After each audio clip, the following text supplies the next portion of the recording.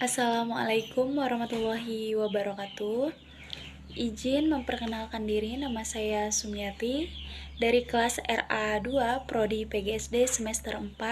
Di sini saya akan memenuhi tugas UAS mata kuliah Pendidikan Indonesia kelas rendah. Di sini saya akan membuat media digital dengan materi teks prosedur kelas 3 SD. Kita akan membahas semua teks prosedur. Teks prosedur yaitu merupakan yang seringkali kita perhatikan dalam kehidupan sehari-hari tanpa kita sadari secara langsung. Misalnya saja ketika Ananda ingin membuat sebuah masakan, lalu Ananda melihat dan mengikuti resep-resep yang tertulis pada buku resep, maka Ananda sudah memperhatikan sebuah teks prosedur. Ini ada pengertian dari teks prosedur. Pengertian teks prosedur yang berisikan langkah-langkah atau tahapan cara melakukan atau membuat sesuatu. Sesuai dengan pengertian teks prosedur, maka tujuan dari teks prosedur adalah membantu membaca atau mendengar untuk memahami tentang bagaimana cara melakukan atau membuat sesuatu secara tepat. Adapun ciri-ciri dari teks prosedur yang membedakan dia dari teks yang lain adalah: yang pertama, menggunakan pola kalimat perintah, yaitu imperatif. Yang kedua, menggunakan kata kerja aktif. Yang ketiga, menggunakan kata penghubung.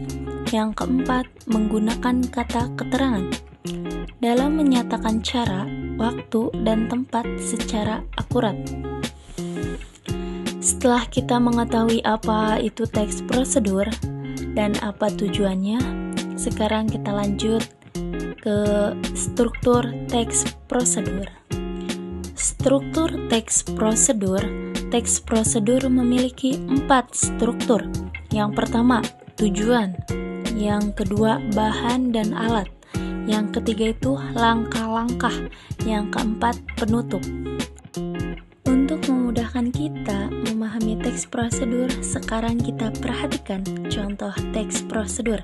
Cara membuat teh manis sebagai berikut. Bahan-bahan. Kita siapkan terlebih dahulu. Bahan-bahannya itu 1. Buah teh celup. 2 sendok makan gula. 3. Air hangat. Alat-alatnya, yang pertama itu cangkir yang kita perlukan. 2. Sendok teh. Langkah-langkah pembuatannya: 1. Masukkan 2 sendok teh gula ke dalam cangkir. Yang kedua, selanjutnya tuanglah air hangat ke dalam cangkir. Yang ketiga itu, kemudian masukkan teh celup ke dalam cangkir. Yang keempat itu, terakhir, aduklah semua bahan sampai larut.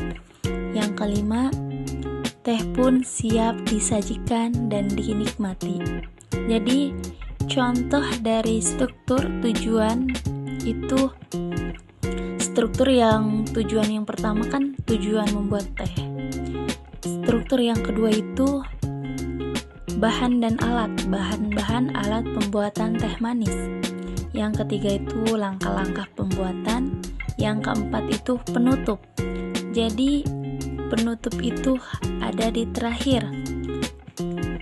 Pas penutup itu ada di terakhir. Yang teh pun siap disajikan dan dinikmati. Itu contoh dari struktur penutup, karena itu terakhir dari sebuah kalimat. Sekian dan terima kasih.